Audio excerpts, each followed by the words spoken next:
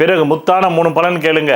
உங்களை பொறுத்தவரை அக்டோபர் 17, 2025 முதல் டிசம்பர் 5, 2025 வரலையும் ஏதோ ஒரு பக்கம் பணம் வந்துக்கிட்டு தான் இருந்தது. ஆனால் அதுவும் 11 நவம்பர் 2025 ஒரு ஸ்பீட் பிரேக்கர் மாதிரி ஆகிப்போச்சு. ஆனாலும் கொஞ்சம் கொஞ்சம் வந்துட்டு இருந்தது. டிசம்பர் 5 அப்புறமா மொத்தமாக வரதில்லை. மீண்டும் பழைய குருடி கதவை திரடி என்று ஆகிப்போச்சு. இப்போ 2020 டிசம்பர் 2025 முதல் ஒரு அதிர்ஷ்ட தொகை வருகிறது. எவ்வளோ? 6ன்ற தொகை 6000, 60,000, 6 லட்சம் வருது. பிள்ளைகள் வாழ்க்கைக்காக அதை செலவிடுறீங்க. என்னங்க நீங்கள் பேச்சுலரை பற்றி எதுவுமே சொல்ல மாட்டேன்றீங்களே? என்னக்கா பேச்சுலருக்கு பற்றி சொல்கிறதுக்கு என்ன இருக்குது? குடும்பஸ்தனுக்கு தான் 1008 பிரச்சனை இருக்குது. பேச்சுலருக்கு ஒரு பிரச்சனையும் கிடையாது. எப்படி வேணாலும் வாழலாம். யார் எதுவும் கேள்வி கேட்க மாட்டாங்க. சொர்க்கம் மதுவிலேன்னு கூட வாழலாம்.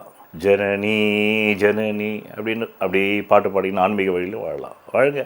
சித்தம் போக்கு சிவன் போக்கு. குடும்பஸ்தன் தான்ப்பா.